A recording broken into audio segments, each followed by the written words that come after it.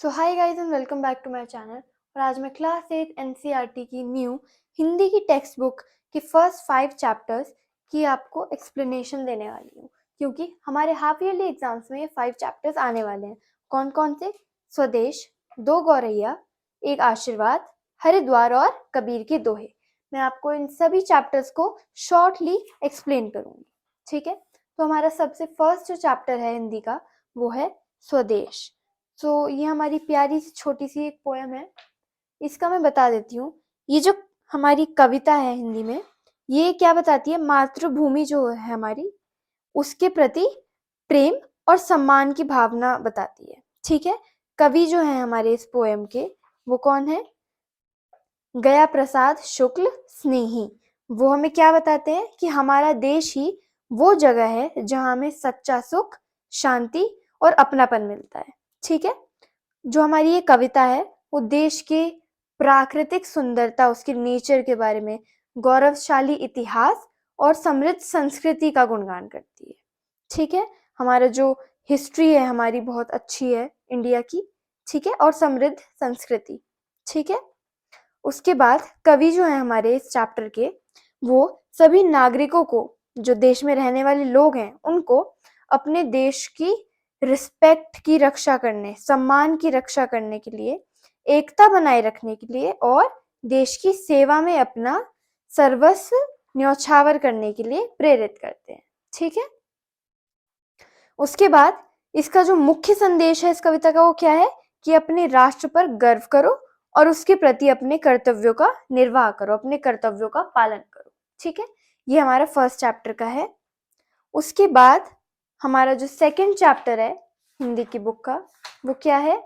दो गौरैया। ठीक है, अब हम दो गौरैया में देखते हैं।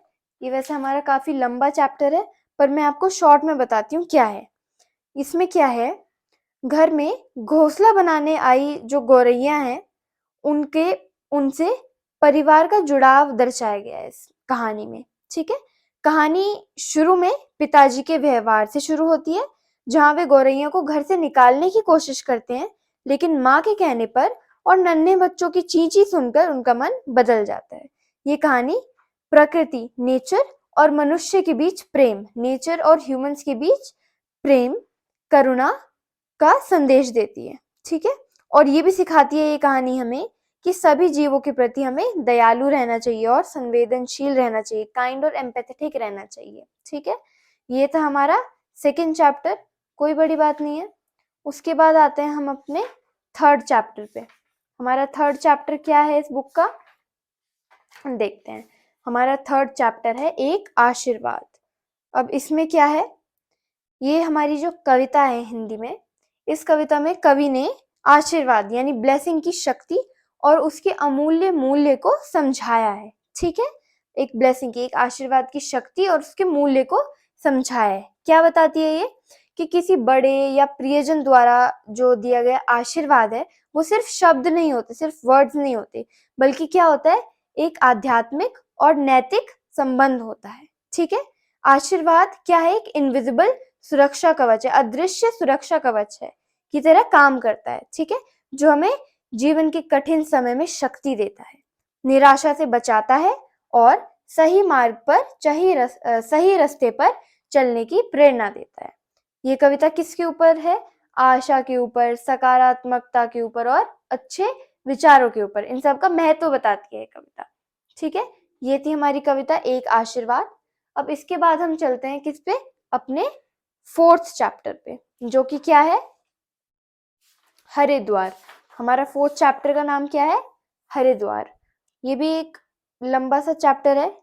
ठीक है ना, ये कहानी नहीं है, ये क्या है? निबंध है। ठीक है, तो ये किसके बारे में है? ये निबंध भारत के एक प्राचीन और पवित्र नगर, कहाँ? हरिद्वार, हरिद्वार का विस्तृत परिचय देती है। ठीक है ना, ये बहुत विस्तार से कवि ने इसका, लेखक ने इसका परिचय दिया है हरिद्वार का, वो वहां घूमने गए थे। ठीक है, लेखक जो है हमारे यहाँ के भारतेंदु हरीशचंद्र जी, हरिद्वार की प्राकृतिक सुंदरता, खासकर हिमालय से उतरकर मैदानी इलाकों में जो बहती गंगा नदी है, उसके मनोरम दृश्यों का वर्णन करते हैं। ठीक है, फिर इस पाठ में जो शहर के घाटों, मंदिरों और धार्मिक सांस्कृतिक महत्व को समझाया गया है, कवि ने समझाया है। ठीक है, विशेष रूप से किसको? शाम के समय होने वाली भव्य गंगा आरती का वर्णन किया है, जो इस शहर की धार्मिक पहचान का एक प्रमुख हिस्सा भी है ना। हरिद्वार की पहचान है क्या? शाम में होने वाली वहां